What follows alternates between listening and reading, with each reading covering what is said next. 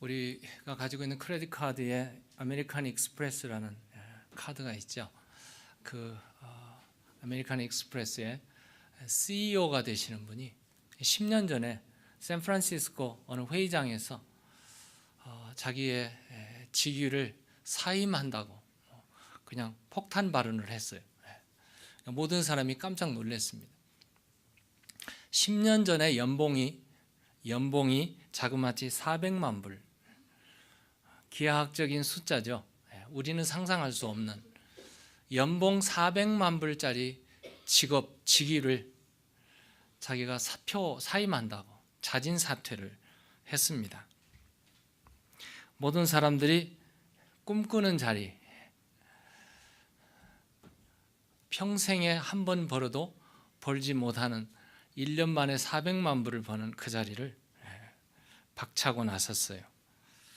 사람들이, 신문 기자들이 다 물었어요. 왜라는 말이죠. 요즘에 흔히는 스캔들도 아니었어요. 건강이 나빠서도 아니었습니다. 잘 나갔어요. 뜨는 인물이었습니다. 모든 사람이 선망의 대상이었어요. 그런데 그가 사임 의사의 이유를 이렇게 말했어요. 사임 이유는 to find something more energetic.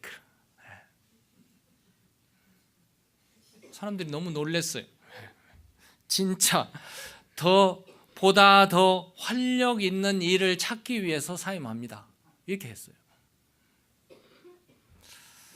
그런데 진짜 이유가 있었어요. 진짜 이유는 어떤 이유였던가 하면은 그가 직장을 그만두는 진짜 이유는 자신이 하는 일에 의미를 갖지 못했어요. 그게 이유였어요. 진짜 이유. 자기가 일하는 이 일에 돈도 많이 받고 돈이 있으니까 인기도 있고 권력도 있고 모든 사람들이 저분은 괜찮을 거야 그랬는데 그분은 실제 일하는 데 있어서 기쁨이 없었어요. 보람이 없었어요. 내가 왜 일을 해야 되는지 모르겠다. 그 정도였어요. 그래서 망설임 없이 사표를 냈습니다. 어떤 분이 이런 말을 했어요. 인생을 깊이 생각해 보니까 3가지 질문이더래요. 그리고 이 3가지 질문에 답이 있는 사람이 행복한 사람이었어요. 이 3가지 질문이, 첫 번째가 지금 내가 웃고 울게 하는 일이 무엇인가? 나를 울게 하는 일이 무엇인가? 나를 슬프게 하는 일이 무엇인가의 해답. 두 번째, 나를 기쁘게 하는 일의 해답. 나를 기쁘게 하는 일이 뭘까? 세 번째, 나의 꿈은 무엇인가? 여기에 대답을 갖는 사람은 행복한 인생을 사는 사람이랍니다. 오늘 저는 이 질문을 교회하고 관련해서 물어보려고 합니다. 첫 번째 질문이 교회가 어느 때 우리를 울게 하는가? 어느 때 우리로 하여금 슬프게 하는가? 교회에 사랑이 없을 때, 교회에 생명이 없을 때 우리를 슬프게 합니다. 많은 성도들끼리 서로 반목하고 싸우고 분열될 때 우리를 슬프게 만듭니다. 정말 주님을 뜨겁게 사랑하고 싶은데 그 열정이 식어져 버릴 때 우리는 굉장히 슬퍼합니다. 신앙이 성장해야 되는데 퇴보하고 있다. 이거는 슬프게 하는 일들입니다. 성도들이 서로 주고받고 하는, 치고받고 상처를 주고받고 하는 일, 이걸 우리로 하여금 슬프게 하는 일. 반대로 우리를 기쁘게 하는 일이 교회 안에 뭐가 있을까요? 우리를 기쁘게 하는 일. 우리를 기쁘게 하는 일은 교회가 교회다울 때 우리를 신나게 만듭니다. 교회 가는 것이 기쁩니다. 하나님을 진정으로 경외할 때, 예배할 때 하나님의 두려움, 정말 하나님을 truly fear of God, 하나님을 정말 두려워할 때, 그때 우리가 기쁩니다. 다시 말하면 살아있는 예배를 드릴 때 우리를 흥분하게 만듭니다. 예수 그리스도의 말씀의 능력이 내 마음에 다가올 때 심장이 뛰죠. 기쁨이 있습니다. 내가 예수 그리스도의 생명을 가진 그 생명으로 내 삶이 변화될 때, 바뀌어질 때, 부부 생활이 행복할 때 교회 오는 것이 그렇게 기뻐요. 자녀들이 참 하나님의 말씀 속에 그대로 훈련받고 내가 바라는 교회상이 이루어질 때, 뭔가 교회에서 일하고 싶고 섬기고 싶고 막 이렇게 뭔가 하고 싶을 때, 그때가 기뻐요. 그겁니다. 성도 간의 교제가 진지할 때, 영적으로 성숙할 때, 이런 일들은 우리를 기쁘게 하고 심장을 뛰게 하는 일입니다. 그러면 우리가 교회를 생각하며 우리의 꿈꾸는 것은 무엇일까요? 우리가 꿈꾸는 교회는 무엇일까요? What is the church we dreamed of? 우리가 꿈꾸고 있는 교회는 어떤 교회일까요? 예배가 살아있고 참 하나님을 만나는 곳, 그게 바로 교회. 예배 가운데 임재하시는 하나님의 음성을 듣고 내 삶이 바뀌고 하나님 앞에 두려움을 가질 때, 교회의 문이 열리면서 동시에 천국 문이 열리면 얼마나 좋을까? 이런 교회를 꿈꿔 보셨습니까? 야곱이 쫓기다가 잠을 자고 일어났는데 하늘 문이 열리고 사닥다리가 보이고 천사가 오르락내리락 하는 이런 꿈을 꾸어 보십니까? 거기가 바로 어디였어요? 베델이었습니다. 우리 베델 교회는 꿈꾸는 교회 맞아요? 맞아요?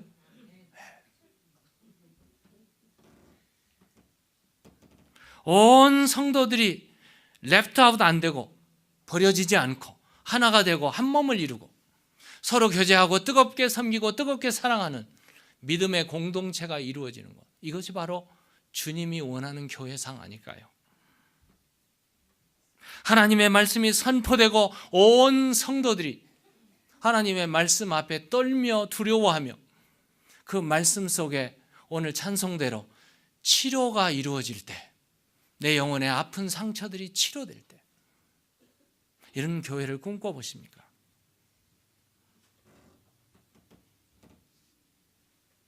복음의 등불이 켜지고 빛과 소금, 저 교회는 어두운 커뮤니티에 빛을 발하고 복음을 전하고 복음을 꿈꾸고 복음을 향해서 나아가는 복음의 등불이 되는 교회, 이런 교회를 꿈꿔 보십니까? 어떤 분이 그랬어요.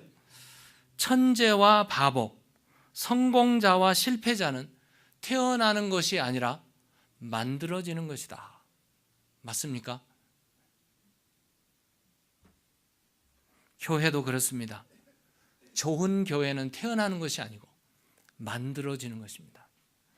신나는 기쁨의 교회 생활도 그냥 내려지는 것이 아니라 만들어지는 것이라면 오늘 본문에 여러분 귀를 기울이시고 집중해서 오늘 본문을 보셔야 될 것입니다. 첫 번째로 이 기쁨, 교회 생활이 기뻐지려면, 교회 때문에 울고 교회 때문에 기쁘고 교회 때문에 꿈을 꾸는 그런 교회가 되려면 첫 번째로 은혜 받아야 돼요. 은혜가 있어야 됩니다. 은혜를 받으면 눈물이 절로 나와요. 울 수가 있어요. 울어야 기뻐지더라고요. 맞습니까? 신앙의 첫 단계는 교회 와서 은혜를 받아야 됩니다. 은혜 떨구지 마세요. 교회 와서 은혜를 받아야 돼요. 성도 간에 만나면서 인사하면서 은혜를 받는 거예요. 어떻게 교회에 왔든지, 친구 따라왔든지, 부모 따라왔든지, 직장 상사 때문에 왔든지, 혹은 어떤 분은 목사님이 공항에 픽업 나와서 할 수 없이 교회에 왔다고, 이유야 어찌됐건 복음 전도지를 받고 왔든 교회를 오게 되면 말씀을 들어야 됩니다. 하나님의 말씀을 들어야 돼요. 그 말씀 속에 은혜가 있어요. 그리고 누군가 나를 위해서 기도했기 때문에 그 기도가 응답받아서 내가 구원의 역사에 동참하게 되고, 더 적극적으로는 예수 그리스도의 은혜가 내게 있었기 때문에 내가 거듭나고 구원의 역사에 동참한 줄로 믿습니다. 우리 세례문답 할 때요, 은혜의 방편이 뭐냐고 물어요. 은혜 받으려면 뭘 해야 돼요? 은혜 받으려면 세 가지 방편이 있는데 말씀, 성례, 기도예요. 말씀과 성찬과 기도입니다. 이 세 가지를 잊지 마세요. 그러므로 은혜 받으려면 모든 예배에 나오셔야 됩니다. 그리고 말씀을 들어야 됩니다. 이 말씀이 정말 나에게 주시는 하나님의 말씀이구나 받으셔야 돼요. 이 말씀도 안 받고 은혜 받는다, 이건 말이 안 되는 말이에요. 예수 그리스도의 몸과 살과 피를 먹고 마시는 성찬에 참여하는 겁니다. 정말 주님이 나를 위해서 죽으셨구나 확인하는 것이죠. 여기에 은혜가 있습니다. 기도. 여러분, 기도에 빠지지 마세요. 기도한다 하면 거기에 가보세요. 은혜가 거기에 있습니다. 기도하지 않고 은혜 받는다? 있을 수 없는 말이에요. 은혜라는 말을 사용할 때 여러분, 세상적으로는 사업하던 사람이 사업이 폭삭망해서 100만 불 빚을 졌어요. 갚을 길이 없어요. 근데 빚을 빌려준 사람이 어느 날 딱 오더니 됐다고, 빚 안 갚아도 된다고 100만 불을 삭감해 주는 거, 이게 은혜 아닙니까? 내가 갚을 수 있는 능력이 없는데 그가 와서 대신 갚아주고 삭감해주고 됐다고, 이게 바로 은혜 아닙니까? 내가 할 수 없는 것을 누군가 와서 해주고 도와줄 때, 이걸 바로 가리켜서 헬라말로 카리스라는 단어를 씁니다. 하나님이 그렇게 하셨습니다. 우리는 허물과 죄로 죽을 수밖에 없는 우리 인간들이었어요. 에베소서 2장 5절 8절에 보면은 하나님께서 우리가 허물로 죽은 우리를 그리스도와 함께 살리셨고 너희는 은혜로 구원받은 것이라. 내가 구원받은 것은 내가 잘나서 그런 게 아니에요. 하나님이 은혜를 주셔서, 갚을 길 없잖아요. 허물과 죄 때문에 죽어야 마땅한 우리가 이 모든 것이 다 삭감되고 그리스도의 보혈로 깨끗이 용서받고 구원받은 것이 하나님의 은혜인 줄로 믿습니다. 에베소서 2장 8절에 너희는 그 은혜에 의하여 믿음으로 말미암아 구원을 받았으니 이것은 너희에게서 난 것이 아니요 누구의 선물이라? 하나님의 선물이에요. 그리고 은혜는 하나님의 선물이에요.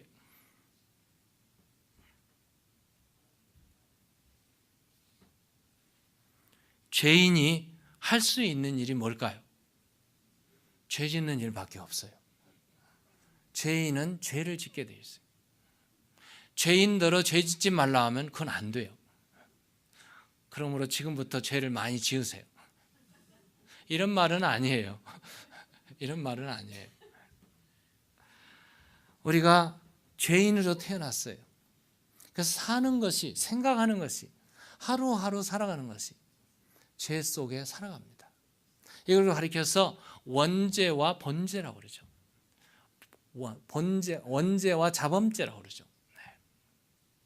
영어로는 original sin하고 guilty라고 말을 합니다. 그리고 죄의 삭은 사망, 죽음이라고 말합니다. 죽을 수밖에 없는 우리가 하나님의 은혜로 로마서 6장 23절에 죄의 삭은 사망이에요. 죄의 삭은 사망이에요. The wages of sin is death. 그런데 하나님의 은사는 예수 그리스도 우리 주 안에 있는 영생이니라. 이게 은혜 아닙니까? 은혜예요. 우리가 은혜로 구원받았습니다. 은혜로 구원받고 보니 나 같은 죄인이 구원을 받았다.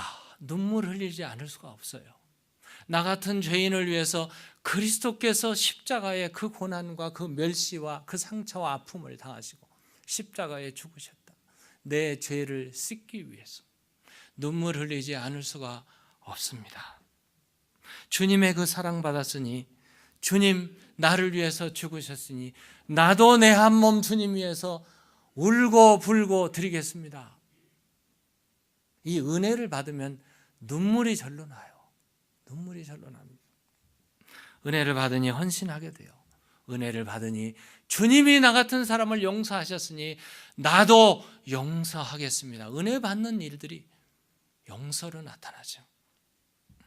어떤 사람은 은혜 받으면 뜨거워져요. 열정이 살아납니다.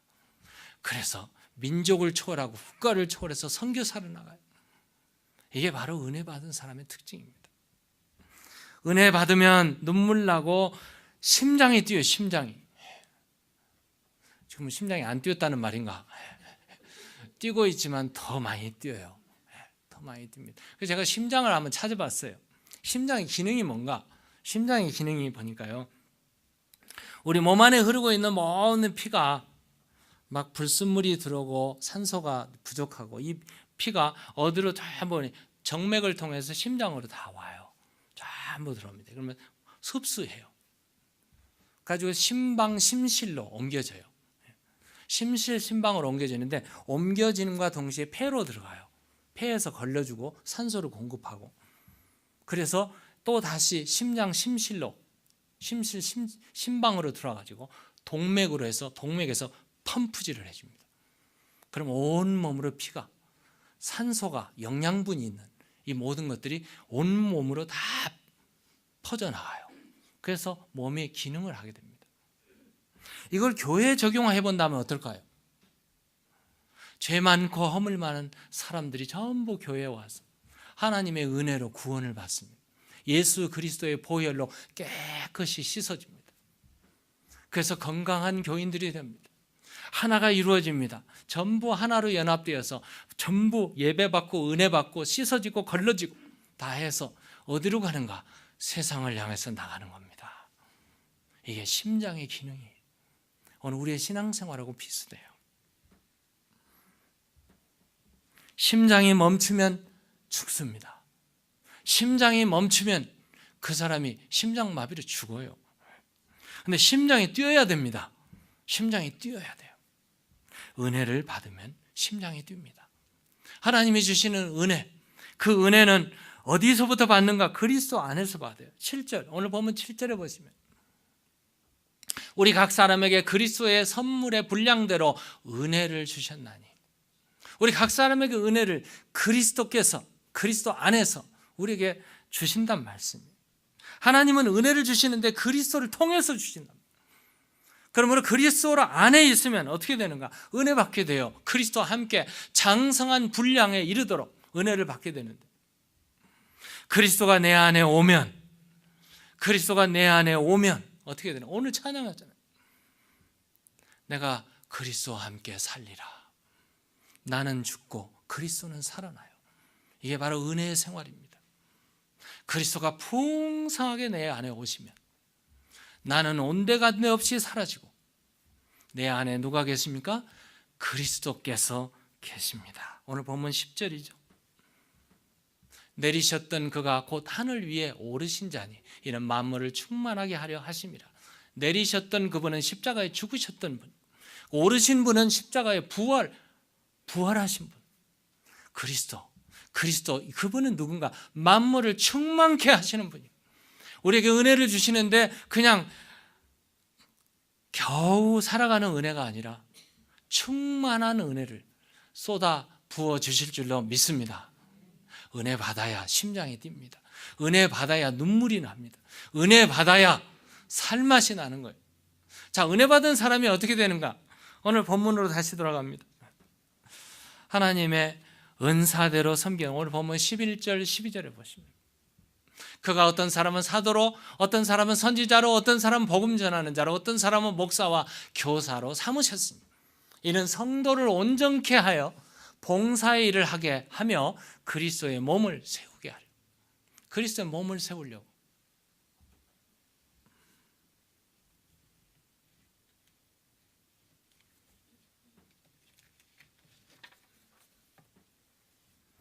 우리 사람이 태어날 때는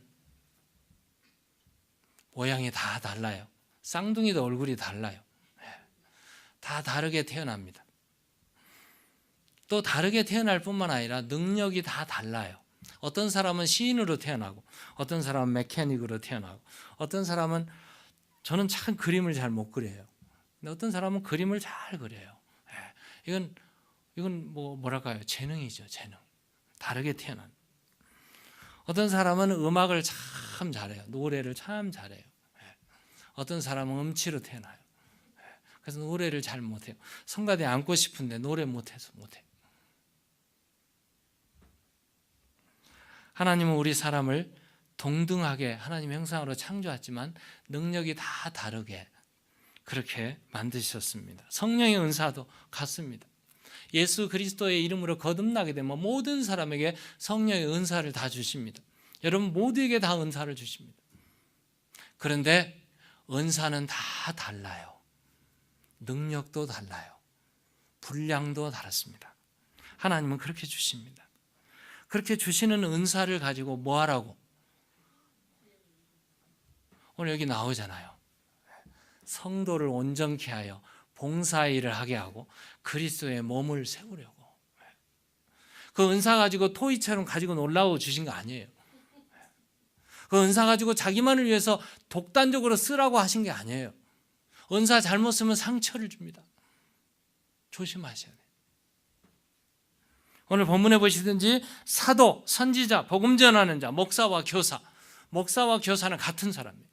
같은 은사예요.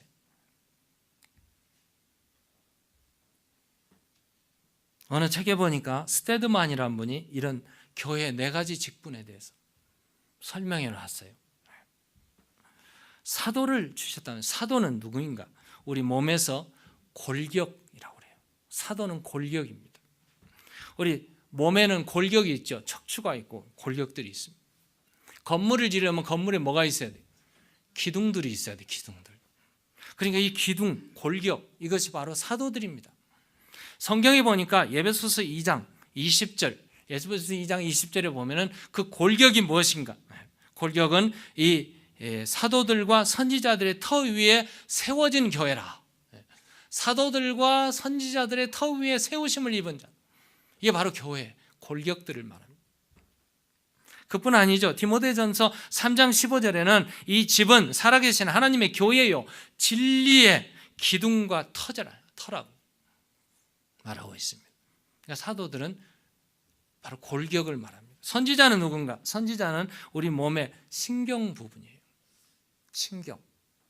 신경은 이 뇌에서 말입니다. 명령이 떨어져요. 그럼 이 뇌에서 전달되면 등골로부터 시작해서 신경이 쫙 퍼집니다. 그래서 온 몸에 신경을 이렇게 살려나가고. 신경이 죽으면 어떻게 될까요? 느낌이 없어요. 혀에 신경이 죽으면 냄새도 이게 뭐랄까요? 맛도 못 맡아요. 코에 신경이 죽으면 냄새를 못 맡아요. 신경은 매우 중요한 조직입니다. 감각, 느낌, 그리고 막 지체들의 서로 연결을 짓는 몸이 움직여지게 하는 신경이 마비되면 몸이 기능을 하지 않습니다. 선지자는 누구인가? 하나님의 말씀을 받아서 그대로 선포하는 사람이에요. 하나님의 메시지를 그대로 전달하는 사람입니다. 오늘 우리의 신경이 살아나려면 하나님의 말씀 속에 살아나야 돼요. 하나님 말씀입니다. 복음 전하는 자는 누구일까? 영양분을 섭취하는 기관이래요. 복음 전하는 자는 영양분을 섭취하는 기관이에요. 참 이상하다 생각될지 모르는데 복음 전하는 자는 마치 우리가 몸에 영양분을 섭취하려면 어떻게 해야 돼요? 몸하고 전혀 상관없는 음식을 섭취해야 되잖아요. 물도 먹어야 되고 과일도 먹어야 되고 채소도 먹어야 되고 밥도 먹어야 되고 빵도 먹어야 되고 고기도 먹어야 돼요. 이런 거는 상관없는 것들을 전부 섭취해가지고 우리 몸 안에 기능을 하게끔 힘을 얻게 되는 것들이죠. 이게 바로 복음 전하는 자들입니다. 우리의 몸과 교회와 전혀 상관없는 사람들이 관심이 갖기 시작해요. 그들에게 복음을 전해요. 그들에게 복음을 전해서 그들로 하여금 교회에 들어오게 만드는 사람들. 교회에 동력이 되고 힘이 되게 하는 사람들. 복음 전하는 자는 영양 섭취 기관이에요. 마지막 목사와 교사는 누구일까? 목사와 교사는 순환기관이래요. 순환기관은 영양분을 골고루 몸에 분배시키는 거죠. 분배시키는 겁니다. 몸이 활기를 갖도록 마치 심장이 뿜어내듯이 영양분을 주듯이 몸 안에 각 지체들로 영양분을 공급해 주는, 영양분을 공급해 줄 뿐만 아니라 말씀으로 깨끗해지고 피를 걸러주는 일을 합니다. 피가 깨끗하지 않으면 어떻게 될까요? 막히더라고요. 피가 막히면 심장이 우선 멈추고, 피가 막히면 뭐 이렇게 다리에 혈관이 막히면 다리가 죽어요. 다리가 죽습니다. 목사와 교사는 순환기관을 맡은 사람들. 대표적으로 이렇게 크게 했지만 사실 고린도전서 12장 13절에 보면은 그 13장에 보시면 우리의 각종 은사가요.